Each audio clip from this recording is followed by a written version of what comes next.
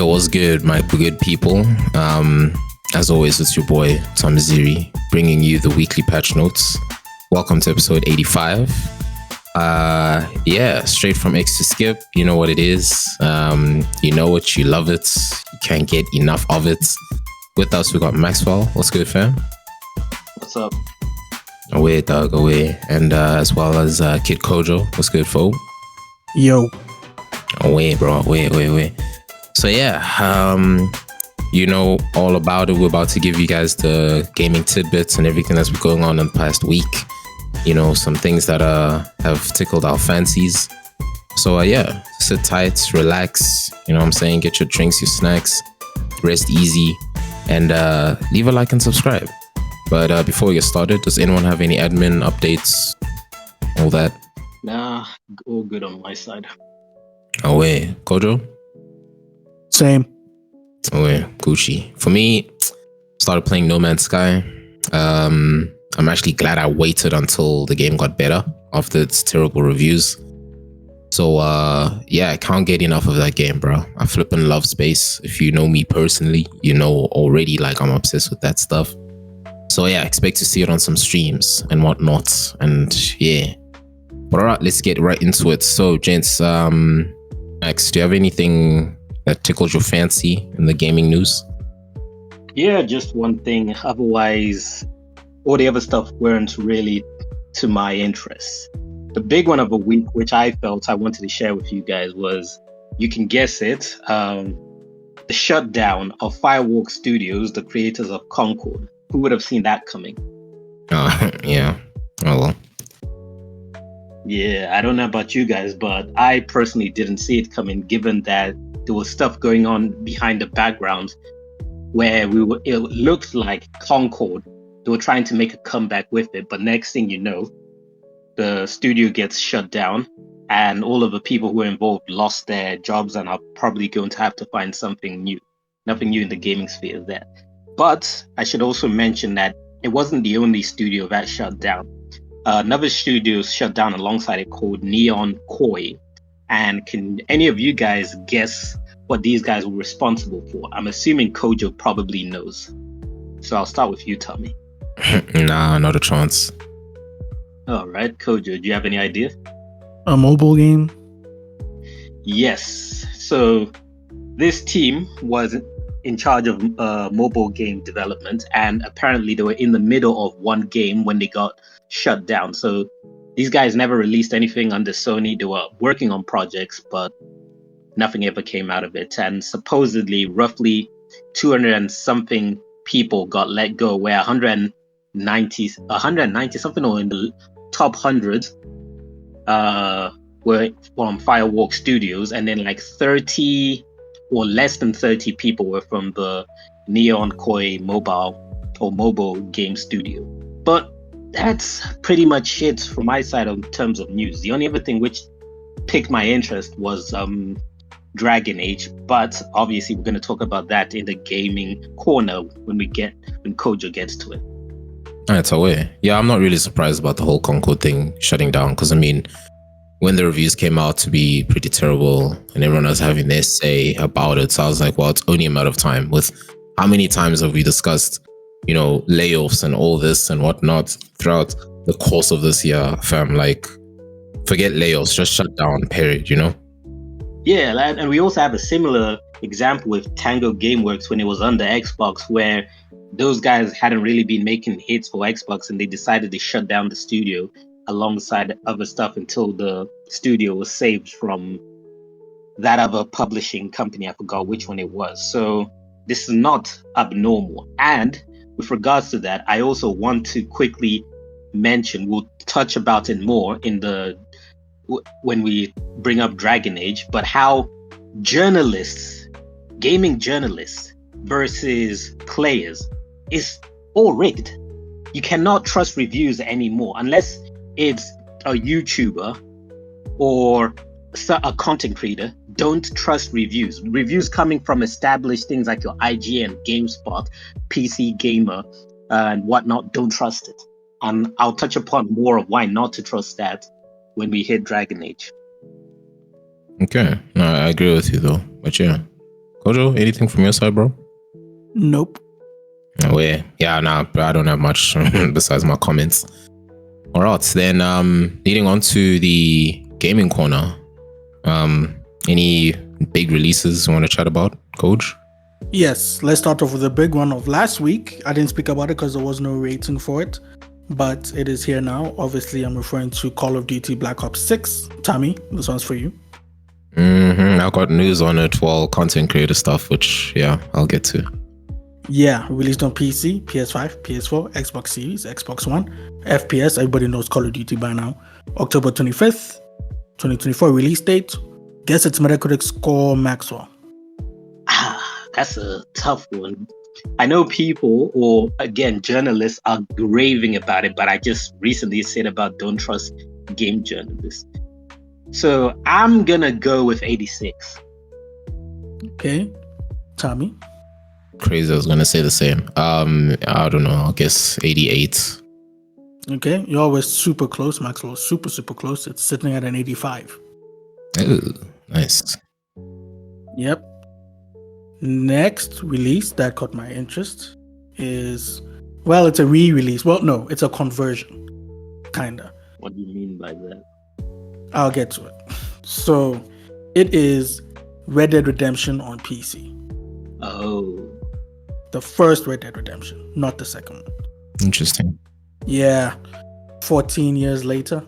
Yeah, I lost track with all that Red Dead stuff because I kept seeing on Twitter people, claiming some Red Dead is releasing and then some people being excited, other people being upset with what you just said, the whole 14 years later and all of this different stuff. I was just like, it's a game I'm probably never going to play. Let me not follow the news on this. But go ahead. Yeah, so, yeah, you pretty much summed up the discourse around it. Released on October 29th. Rockstar, obviously. Their other IP other than GTA. I mean, they have a bunch of others, but they're not doing anything with them. So these are the two main ones. It's nice you mentioned that because isn't it now Rockstar's like a 2-game studio now, pretty much? Yep. Sadly, yeah. Yeah, that is very sad. Yep. But yeah, so for those who didn't play the game 14 years ago, in between then and now, I imagine there are a lot of PC players who didn't because they only stick to PC. So this is your chance to play it. It is currently sitting at a 79 on Metacritic. Oof. And how much is it retailing for? $50, I think, dollars. Oof. That's stupid. 14-year-old game. Damn. I just said grifter's got a grift. Yeah. Rockstar needs that money, man. They need money to put food on the table for the families. But yeah. Next up, Tommy, this one is for you again. It is Life is Strange, Double Exposure. You heard about this one? Double Exposure? Hey, bro. I think like nowadays these Life is Strange games are just getting too woke, man. Like it's just because the first one wasn't. No, the first one didn't pander on the whole thing. I get what Tommy is saying, that cool, games can be woke, but don't shove it down people's throats. Don't be preachy, like sew it into the seams of the game as opposed to it being right in your face as if it was clumsily put there. Because then like you'll get games where, especially like Last of Us 2, where they're like, oh my gosh, yeah, it features LGBTQ couples. Yeah, but that has fuck all to do with the game at all. It's just, okay, cool. Yeah, they are that. Okay, that's nice. The whole game's about killing zombies. Hello? Like, yeah, whatever. What's Double Exposure about, bro? Oh, wait. Yeah, don't go into depth. I don't know. So anyway, yeah, Life is Strange Double Exposure, PC, PS5, Xbox Series, Nintendo Switch, adventure game, October 29th, 2024. The reason I didn't go in depth into it, just the trailer they showed a year ago or some days ago, is because the protagonist from the first game, Max Caulfield, is back. Now, don't say anything, Tommy, because I still haven't finished the first one. I'm on episode 2. What? I know, I'm dragging my feet with it. The last time I played that game was 2021, imagine. I'm dragging my feet, but I should get back on it. You're never going to finish it at this rate then. Yes, I will. It's okay. I'll never finish Elden Ring. It's okay. This is like me saying, you know what, Kojo? I'm going to finish what's that game which I touched and dropped? The EA one. Look, I will finish that game because unlike you, I'm actually invested in the story. My decisions I've made so far are so good.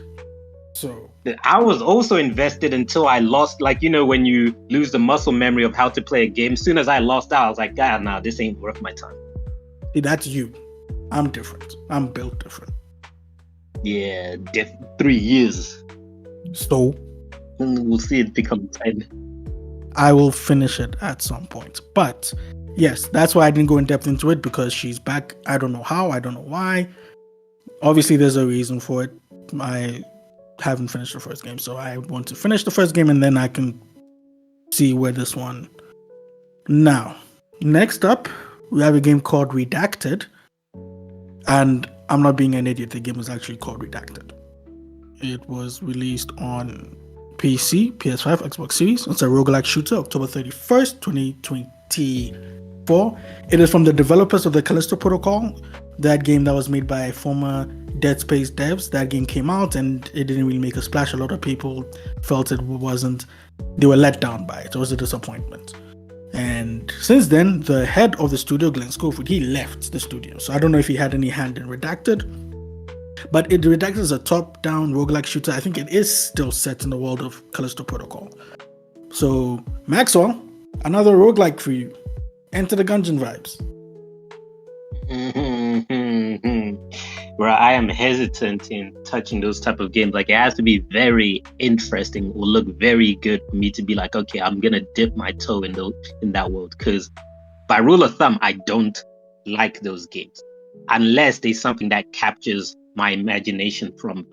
Outside of that, I'm usually like, nah, miss me. You'll be surprised, man. Just go take a look at the trailer. You'll be surprised. Yeah, I'll give it a look. Yeah. And finally, the one that Maxwell is so eager to talk about for some reason or the other is Dragon Age the Veilguard, formerly Dragon Age Dreadwolf. After years of delays and name changes and this, it's finally out. BioWare's first game since Anthem, released in 2018. A lot of people are seeing this as BioWare's last chance. They have a new Mass Effect game in the works. I don't know if that game will ever see the light of day. It all depends on Veilguard and how Veilguard is received. If it's not, because again, Max will get into it. So, Dragon Age the Veilguard, PC, PS5, Xbox Series, RPG, set in the Dragon Age world. It is the 4th Dragon Age game. Fun fact, Dragon Age Inquisition won the Game of the Year award at the first Video Game Awards in 2014. Will this one do it again? Who knows? But yeah, Maxwell, since you're so eager to talk about this game, I'm assuming you know its Metacritic score. Yes, I did see it. I forgot what it was, but I know it was in the 80s. I'm gonna guess it was 84. Tell me.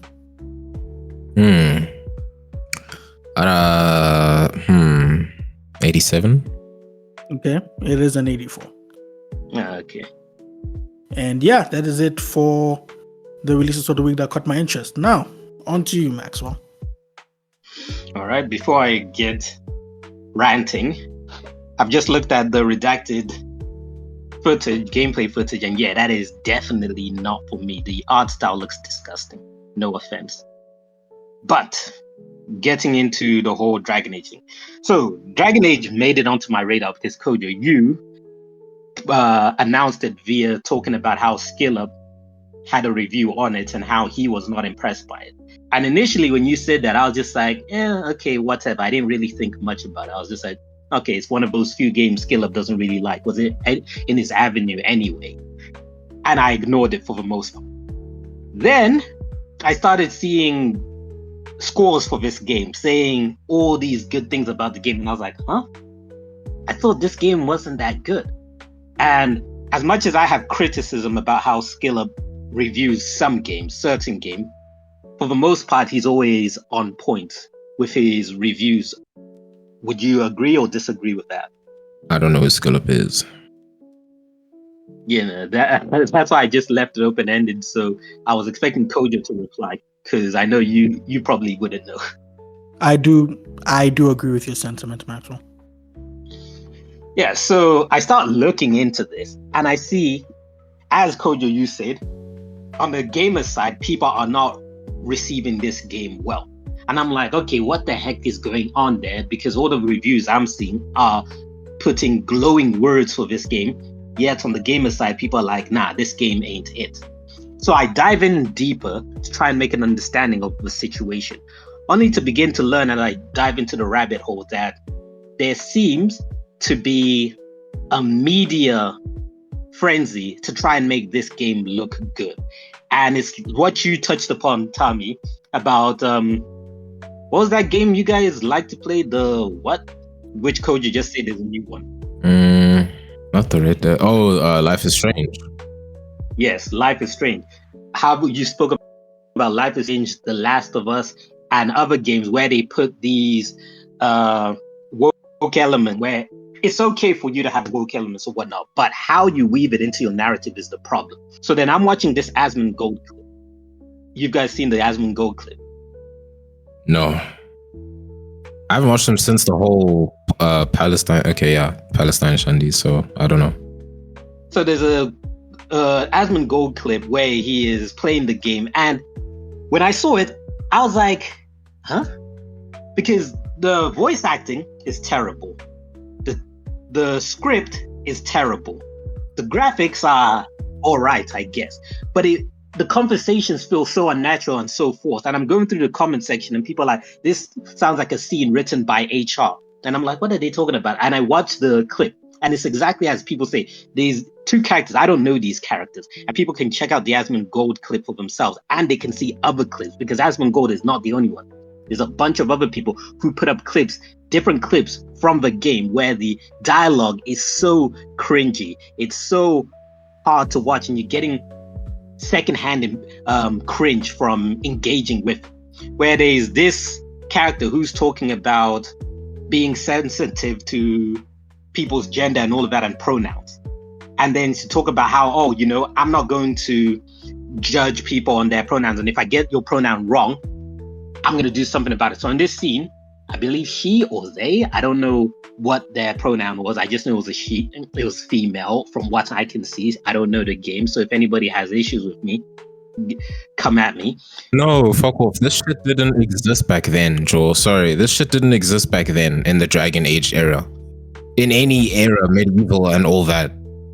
And from the comments I saw, adding to what you're saying is, people like this character specifically in the previous Dragon Age games didn't give a shit about hurting people's feelings and stuff like that. But on this scene, she's apologizing for misgendering the person, and then she does push-ups.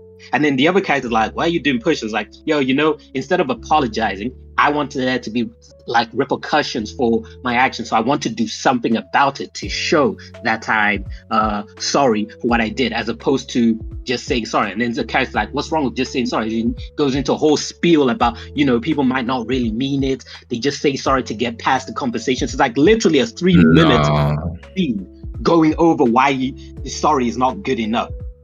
And it's just like, what the fuck am I watching? This is supposed to be a game. And then there's I don't know if it's the same character or a different character, but the character's on a dinner table with their family, I think it is. And they come out saying, what is it? What are people called when they say they want to be referred to as they, them? Non-binary. Yes, I'm non-binary. I'm not female, I'm not male, I'm non-binary. And then I think the mother is like, what is that? And then it goes into a whole conversation about that, where it's just like, what the hell is all of this? And it goes back to what you said, Tommy, about The Last of Us, where it's cool to have these elements in the game. I honestly couldn't care what elements you have in the game. But when you're now getting preachy about it, when it's now at the forefront of a game, and that's not even the point of the game. That's where I'm having issues with. So there are videos which dissecting what's going on with journalists praising this stuff. And it seems like BioWare were giving access to woke journalists specifically. They were specifically targeting woke journalists who are in their reviews are saying, yes, people who are in these communities can now find a game which they can enjoy for themselves and different things like that. Where it's like, what the fuck? That's stupid. And I also add on to this because I don't know if I mentioned it in last week's podcast episode, but I know I had a conversation with Kojo about this. Kojo, you can correct me. Any of you guys can correct me if I didn't mention this.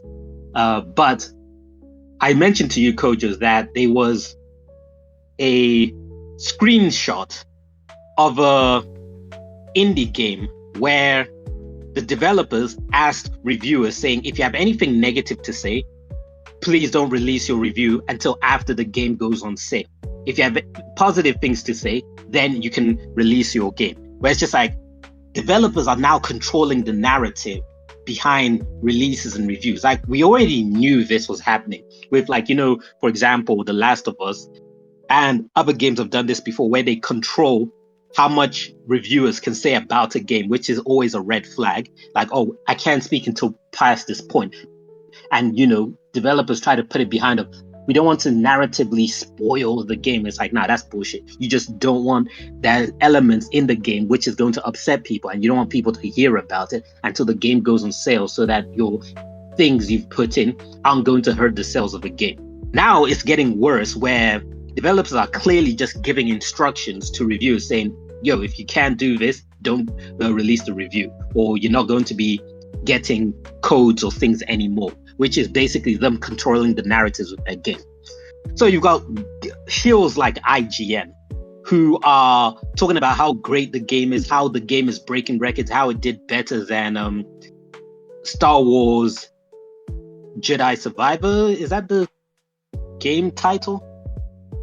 Yeah, it is. Yeah, so they're praising it, saying how it did so well, so much better than that game. And I'm looking at that, I'm thinking, but that game didn't do that well to begin with. So what more does this say about this game? And then some people in the comment section were contextualizing the situation. And one person put out a list of other games which have got better concurrent players at the moment than Dragon Age. So Dragon Age, a AAA game, its concurrent players, I think it peaked at 73,000 players, somewhere around there. And on the list, it was like number 30 or 40, or maybe even 50. It was somewhere between 30 to 50 of games with the most concurrent players at the moment. You had games like Left 4 Dead, which had more concurrent players. So it's like, no, IGN, this game is not doing well as much as you would love for people to think, because you are always out there putting in a narrative. Like, okay, hold on. Mm-hmm. You said which Star Wars game were you referring to? Jedi Survivor. No, not Jedi Survivor, Outlaws. That's exactly my point. That was what I figured as much. Yeah, because that's why I was confused when I was like trying to figure out the name. When I was like, Jedi Survivor, I was like, no, but then the game didn't have any Jedis in it. So would it still be called Jedi Survivor? Yeah, they're not. No, I mean as in, yeah, Outlaws was the one I was thinking of. I just don't know the titles of these things. But Outlaws is the correct one. Thank you, Kojo. You're welcome. So this game is not doing well. It's not going to make its money back. Apparently, it costs somewhere around 150 million to develop. Apparently, it could be higher, somewhere between the ranges of 150 to 250. People are putting out 150 to be conservative. But game journalist platforms want you to believe that this game is doing well. And that's why earlier I was saying the whole thing of don't trust review platforms. Don't get your information from IGN, from Kotaku, from GameSpot, from PC Gamer, and any other platforms out there. Go find individual content creators, reviewers who you like their content of. Get like 3 to 5 of them that you like, and when a game comes out, be like, okay, I'm going to check out what that person says. If they have a company behind them, or if they work under a company, don't bother with their content. That's where it's at right now. Facts. Go for the people who are developing stuff for themselves. Like, what are those? Angry Joe is probably going to release something hella interesting for this game. Who knows when that's going to come out? Probably a month from now or whatever.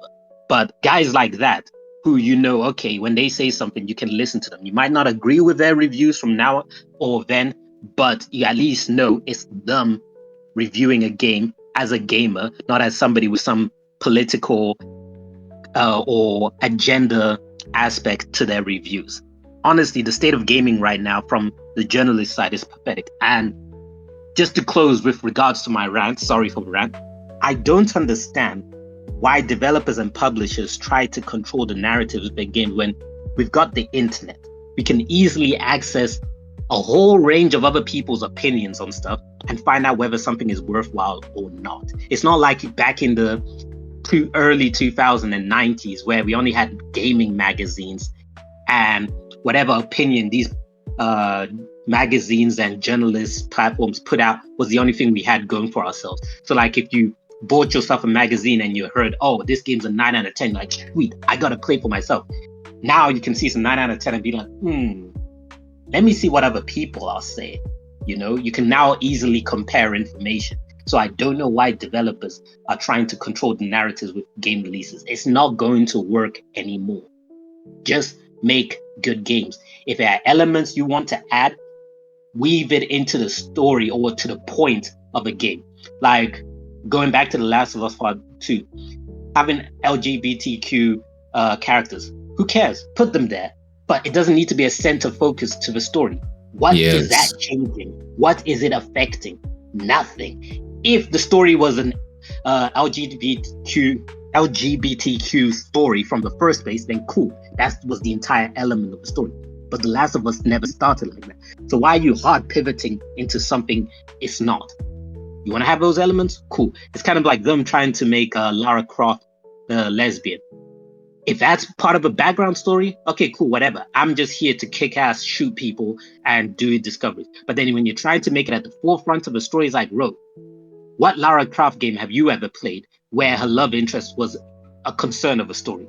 Never. So it's like, bro, I don't need these at the forefront. They can spice up my game. They can add layers to my game, but don't make the whole thing the game's personality or raison d'etre. Do better. Thank you for coming to my TED Talk. No, I agree with you, bro. It annoys me so much that it gets to the certain point because, mind you, I've only played Dragon Age, Inquisition? Yeah, I've only played Dragon Age Inquisition. Absolutely love the game. It does sadden me that this is now the case with this. I'm actually appalled at the content that you said is in this game. Like, that's appalling to me. I don't think a game has ever been that bad unless it's made from an indie company and they sell it off of Steam for like 2 digits in terms of like, money. So that's actually flippin' sad for me. Dude, I have all of the Dragon Age Spotify playlists, and now because it's the same as like in Baldur's Gate, they will have LGBTQ elements, but they never center around it because it's not that important. I feel like they put the LGBTQ thing to not necessarily make people woke or to make the game woke, but it's like to just say that, okay, let's justify why this person is so bulky and this and this and this and so strong. Why this woman is such a fearless warrior. Let's make it because, she's the manly type lesbian. Yeah, that makes sense. No, she can still be, attracted to a man, and there might be some men like muscles. Okay, Lean Beef Patty has a lot of men who want to lick her triceps or some shit. Let it be. Oh God. Yeah, exactly that. And then, like, also, if there is diversity or stuff like that in the game, why does that have to be a central point? Like, let's look at your Elder Scrolls. There you can date whoever you want, man or woman. It's not a whole big thing about it. It's just right there in the game. If that's your type of thing, go enjoy yourself, get your kick out of it. If it's not your type of thing, you don't need to engage in that. It doesn't have to be in your face.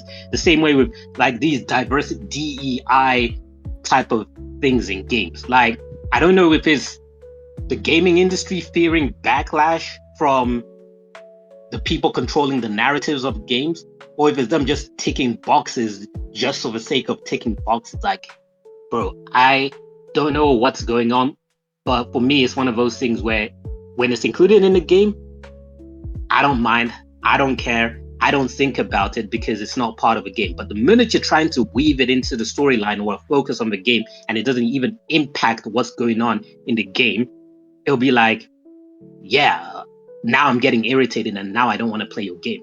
Like for me, Last of Us Part 1 was a very good game. From day one, I never thought it needed a sequel. And I was always against it getting a sequel. Then the sequel came out. And aside from the whole diversity tick boxes they're trying to go off with, there were also aspects of the game that I really didn't like the storyline, where the story, the elements of the storyline left such a bad taste in my mouth that I'm not going to play Last of Us Part 3. I'm probably just going to watch somebody else play it or hear about the story. Where Last of Us Part 2, I was adamant of, no, I need to experience this for myself. Last week, I couldn't care less. And people are like, well, we don't know if there's going to be a last week. Yes, there is. It made too much money for Sony to leave that on the table. We're in a period of content creation, whether it's movies, games, books, whatever. But media is in a state where if something makes gang money, they're going to release a sequel to it, whether or not a sequel is justified. Look at Joker 2. Yeah, no, that's true. And then just to finish on this point is to say, well, I'll go back to the release that Kojo brought up about Black Ops. I honestly thought that playing Black Ops 6, I would actually play as a black character because, sure, I fell into the whole woke trap, of Activision. Wait, Treyarch, sorry.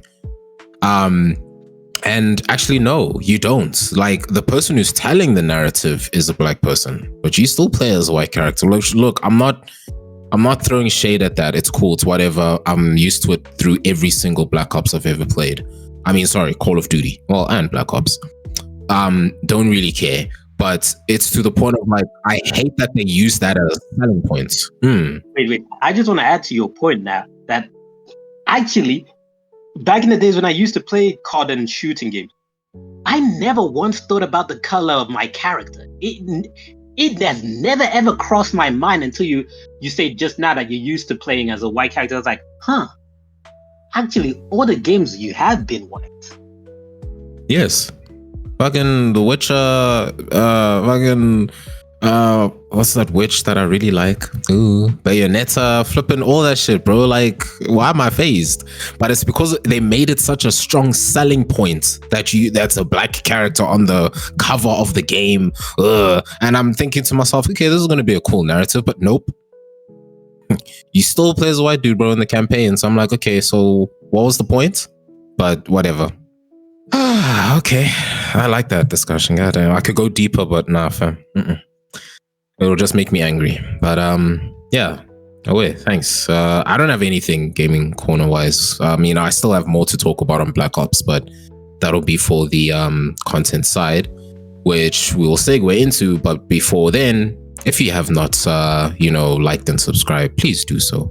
But before we move on to the next section, does anyone have any last remarks on the gaming corner? Negative. None. All right. So moving on to the content creation side and sticking with Black Ops. Something that Shroud has recently said now that he's been jamming Black Ops, he's not going to go back into pro COD, but these streamers nowadays always have some kind of Call of Duty Twitch rivals or some type of tournament going on. And he's obviously been training for that and, practicing. Doing a lot of zombies as well, which the zombie content kind of gets better just a tad every single time there's a Black Ops game, not gonna lie. But something that he mentioned, which it's one of the main reasons I don't really play Call of Duty multiplayer anymore. I will always play the Call of Duty campaigns because the cinematics, the dialogue, look, Modern Warfare 3 was trash. I think it was not the original Modern Warfare 3, before people come at me in the comments. The remaster, the most recent Modern Warfare 3 was trash because in the campaign, they made it seem like you were actually doing a DMZ / Battle Royale because you would land in a certain area and have to extract. And that's stupid to me. That was dumb. That was lazy. Like, you could have made this mission actually more impactful than it feeling like, nah, I'm just playing, Warzone, but with NPCs. Like, you could have just made it better. And then they tweaked it a bit more. And now it is better in the Black Ops 6 campaign. So thank you so much for that, Treyarch. However, my beef, as well as Shroud's beef with you guys releasing games every single year, is to say that we spend so much time starting from scratch, where we will get the base guns with the iron sights, no skins, no nothing, no attachments. We put the attachments on. We level up the gun to get more attachments. You know, like a holographic sight, for example, that you put on top of your gun. I can only unlock when the gun is level 16, which is stupid. So it means I'm going to be shit for the rest of the game until I unlock that. Cool. I still have terrible accuracy. I have to level the gun up to like level 28 just to get like a advanced rear grip so that I have better accuracy. Still stupid. That entire process of constantly releasing a game, and we always have to keep, like, as Shroud put it best, saying, okay, cool, you're gonna be shit for the moment the game starts, even though you're a pro gamer. Okay, it is set that you're gonna be terrible until you unlock you know, what you need for your gun in terms of attachments and such. But of course, there are different maps that require different guns. So now you've been playing an assault rifle on this map. Now you need to play a sniper on this one. Guess what? You have to start from scratch again. You're going to play with a shitty sniper. You need a scope if you're going to be using a sniper rifle. But oh no, your sniper rifle is level 1. To unlock the scope that you actually need, you have to level the gun, play 200 matches just to level it up to get the scope that you actually need to be decent. But until that happens, the game's going to go under an update, and that sniper rifle is going to be nerfed. You now have a new sniper rifle that you need to now unlock by getting however many headshots and kills with your shitty ass now nerfed sniper rifle in order to get this new sniper rifle and get the attachments for that sniper rifle. Now, in the time that you're doing that, we're gonna update the game again and nerf that gun. Like, it's just, I can't, bro. I can't deal with this shit anymore with COD. I can't. Again, I say, this is why I just stick to playing the flippin' campaign. Because it's a discussion that I actually wanted to have with you gents somewhere along the line, but I just got so flippin' angry and just I'm so tired of games as of late where too much innovation is a problem. Too much innovation is a problem. Yeah, again, I don't want to go into it, but it really is starting to piss me off with all these games that are now coming up, because now Path of Exile 2, my guy, is gonna piss me the absolute flip off with its skill tree. Its skill tree looks like the blueprints to a flippin' Tesla robot or flippin' Tesla rocket. I don't know what I'm looking at. If you expect me to try figure that shit out when the game comes out, you can flippin' suck a whole platter of peniles, because that's not gonna happen. As of late, all of these games that require all these types of skill trees, these strategic ways to build your character to be the strongest and OP for this season or for this patch or whatever, I'm gonna just stick to watching any YouTuber who is a very good person at the game, who's already done all that research for me, Joe. I'm gonna copy paste. You devs wasted your time in making this shit so flippin', you know, rocket science for the layman's, for the people who work a 9 to 5 and just want to chill on an easy game, you know, and not have to flippin' go research analytics of, oh, okay, this build put out this much damage, this build puts out this much healing. Dude, I just want to come home, switch on a game, and just do some shit and feel like I actually accomplished more than a shitty salary that I'm earning. Like, yeah. But that's my gripe on the whole. I agree with Shroud. I agree with what's his name, Summit 1G. Summit 1G even said that's the reason he even stopped playing Sea of Thieves and all these other games. So yeah, flipping hell. I don't know what's going on with the world of gaming nowadays, but yeah, that's my piece for the content creator side. Kojo, anything from you? Yes, but before I get there, you know what, people, if you tell gamers what you just said about how you don't want the blueprint of a Tesla robot for Path of Exile 2, you know what they'll tell you? Go play Diablo 4. And even that is pissing me off. It's the same shit. It's just like, oh, okay, this season, this barbarian is stronger. Next season, the barbarian you worked on for so hard and so long is going to be shit. You have to create this type of barbarian who's now S rank, and the other is A rank and B rank, and I don't give a shit. I don't care. No, I feel you. But yeah, anyway. So, content creator news. I just have one thing. You know him. You love him. It's Cenat. Oh, thank God. Okay, someone else other than Mr. Beast. Okay. Nah. So, Cenat recently on the 1st of November 2024 has started his what he calls a Mafiathon, which is just his next Subathon.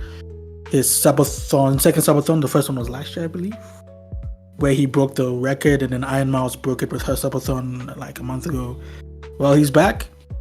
He is going to stream for 30 days non-stop, and he got a bit of help on his first day. He had Lil Uzi Vert come on the stream, and he had a crossover that I really wasn't expecting at all. Tommy, remember Miranda Cosgrove from iCarly? I saw the TikTok, bro. I saw it. I was like, what is this crossover? What is this canon event I'm watching? I can tell you where the origins may have come from, but yeah. Yeah, so basically I just wanted to just quickly say that so his Mafiathon, Subathon has started. He said he's going to give 20% of the proceeds from the subs he gets to building a school in Nigeria. Because of that, Lil Uzi Vert gave him $10,000 live on stream. And yeah, that's pretty much it. I'm sure by the time the Mafia, like between now and the end of the Mafiathon, he's going to have more guests. Who knows who else is going to show up. So yeah. How much does he think he's going to earn, or based on previous stuff, how much does he typically earn from these? It's going to be enough to build a school. Yeah, because I was about to wonder about that, where it's like, what the flip is 20% for a school? No, it's going to be, I think it's going to be not, it might not be enough, but it's going to be a lot, because he already has, right now he has 115,000 subs, not counting ad revenue, not counting direct donations. So it's a lot of money, and he's going to hit the 300,000 like he did last Subathon, I believe. So it's going to be a lot of money. Yeah. So just to give you some insight, Max, Cenat makes about $600K per month. Just off streams, just off Twitch, because Twitch only takes $3 per subscription. So he's still walking away with $600K per month. That's wild. Okay. That's why people are like, Twitch loses money from Asmongold Gold. Yep. Because they're not making any money off of subscriptions. Yeah. You know what? More people should do that. When they get made and they have something going on for themselves where they don't anymore necessarily need Twitch, but they still enjoy doing it, they should deactivate the whole subscription thing as a big FU to Twitch. Yep. But then again, as I say that, though, I realize that then Twitch will struggle to make money, and then it won't be sustainable. Yeah, it's like Trick2G. You can still kind of subscribe to him, but he will still post on Instagram his donations to a school or an orphanage. But he always tries to get you to tip instead, because tipping for him goes straight to the school's PayPal, rather than, Twitch taking any cut whatsoever. So good on him for that. Nice. But yeah, so just going back to the whole Cenat thing, where the whole iCarly thing came from is because someone had put out a TikTok where they took various clips of Cenat's streams where things were like going wild, and they played the iCarly theme song to it. And then that's when Kai said on a stream, he bet his Twitch chat that he would be able to do it and get her to feature. And yep, there you go. I swear, whatever this dude set out to do, he gets it done. Yep. And that's incredible. We all judged him at first, but I mean, guys, he came from Side Talk. He came from the Side Talk TikTok, bro. That's wild. For me, the part which I'll give credit where credit is due, and Kojo likes pointing this out to me, is how he's not paying anyone. Because honestly, to get people onto your thing is simple. As long as you pay them the amount they're looking for, you can get anybody. But then when you're not paying somebody, there's really no benefit to them, but they're pulling through. That's real poor. fair, but I think it's also a matter of he's using the currency of exposure. Because even when he had Kevin Hart on, some way, somehow, Kevin Hart did talk about his projects and Kai Cenat allowed it. So it's kind of like a similar situation with like Joe Rogan, when people come onto his podcast, it benefits whatever product they're selling at the moment. There's a jump in revenue. 100%, because I mean, if you really think about it, Donald Trump ending up on Joe Rogan's podcast, even, I'm sure he didn't have to pay the actual former president. I'm sure he didn't have to. Donald Trump has gang cash, but it's votes, my nigga. It's votes. No, in political stuff is straightforward, but I mean like certain people, like certain celebrities, where it's like that iCarly chick or your John Cena or these hip hop artists, where it's like, or people who don't even have anything to do with like America's black community, them pulling through for his stuff. Because like hip hop artists coming through, Kai Cenat is part of the black community, all of that stuff. So you can sort of make the link of why they would appear on his type of stuff to be relevant, to be in the talk of town and whatnot. But then people who aren't even part of that community or have their own life going on for themselves, them pulling through is like, why is this person there? But then when you say that, guys can put in their product somewhere there or something along that lines, then it makes sense. Like your Kevin Hart, him putting out his product, because there's a whole Joe Rogan phenomenon or whatever it's called. There was a term for it, where basically when you go to Joe Rogan's show, your products, whatever you have going on, sees like a 300% sale increase. There you go. It's a similar thing with the Super Bowl, where the Super Bowl does not pay artists to appear there, but the artists line up tours around the Super Bowl period, and those tours see their profits go up by 400%. Yep. Just because they appeared on the Super Bowl and they're relevant to people's mind and all of that stuff. Exactly. There's always something, dude. Nothing's for free. It's always something. I agree with you, but I didn't think that Kai Cenat had that type of impact. But when I think about the different individuals who've come to his stuff, it's like, I have to reassess the type of impact he has. 100%. It's like, again, we go back to the whole Aiden Ross. Is it Aiden Ross who pays people to appear? Yes. Almost like 50,000 though. When he forgot to pay 21 Savage, yo. Yeah. I understand paying people for appearances, but then when it's like they don't even care about what you're doing or can't even pretend to care about what you're doing, they just are focused on the money. That's when you have to reassess your own situation and be like, are these people worth having? Mm-hmm. If they can't even pretend in front of my audience that they're excited to be here, that for them it's like, okay, where's my bag? Cool, I fulfilled my agreement. Give me my money. Facts. So yeah, wait, Kojo, you dived in on what I was gonna say, but did you cover your actual point, like your actual content creator stuff? Yeah, I just want to talk about Kai's Subathon. Okay, away. Max, any content creator news from your side? Yeah, let's see. There's Mr. Beast having his stuff going on, but at this point, who really cares?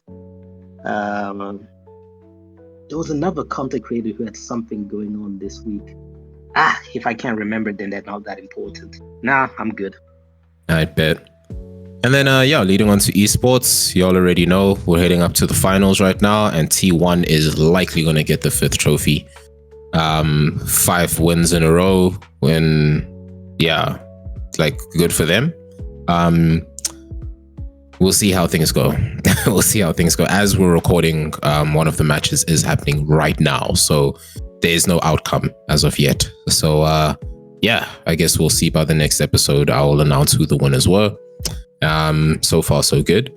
And that's pretty much it for esports on my side. Kojo, anything from you? Yeah, Tommy, I've got news for you. Oh shit, what? Worlds is over. Oh, dude, and that's the thing. I stopped because obviously we had to record. Worlds ended like an hour ago. Oh, man. Okay, that's fine. You want me to tell you who won? Go for it, bro. T1 won. Of course. 5th trophy. It is what it is. So it's 5th trophy for T1, 5th trophy for Faker, Faker won MVP as well. Yeah. But of course, yes, dude achieved so much this year, bro. Flip 100 wins. Yo. I genuinely didn't know what you guys were talking about, that you guys were talking about the same thing until you mentioned the team name. Oh, lol, my bad. Oh, because I said I didn't say league. I said the championships, the finals. My bad. I figured everyone knows. It's the only thing I ever bring up. But yeah, I get you. Yeah, so I knew what you were talking about, but when Kojo started, I'm like, is this some different tournament which was going on? Until he announced the winner, I was like, oh, okay, you guys are talking about the same thing. No, all right. But it's great because they almost, like as Tommy you said once, they almost didn't even qualify for this tournament. Yeah, dude, flip. Everyone was destroying Faker in the qualifiers, like at the very start. All right. Any esports from you, Kojo? No, that was it. I bet. Max? No. This episode's been interesting, bro. Flip. A lot of research I need to now do in terms of some of the other things now I've been told about, especially looking into Dragon Age. Flipping hell. I need to see this to believe it. Oh my God. Flip. I'm gonna be so pissed. Definitely expect some angry tweets from me. But yeah, guess that brings us to the end of episode 85 of this week's weekly patch notes. Once again, if you've liked the episode, please leave a like and subscribe, and do follow through for the streams. Like I mentioned, we're going to be going through some No Man's Sky. I'm really loving how chilled and laid back that game is, but at the same time can get my skin, on the edge whenever I'm attacked by pirates in space or somehow just encounter a black hole. I'm very new to the game, so obviously please don't backseat game, but like you guys will be able to at least follow through with what's going on. I will provide updates and everything. So yeah. That's been it for the show. Thank you so much once again. And thanks to Max, thanks to Kid Kojo. And we'll check you guys on the next episode. So stay good, stay healthy, and drink lots of water. And go touch grass because some of these games are bullshit nowadays anyways. So yeah, peace out.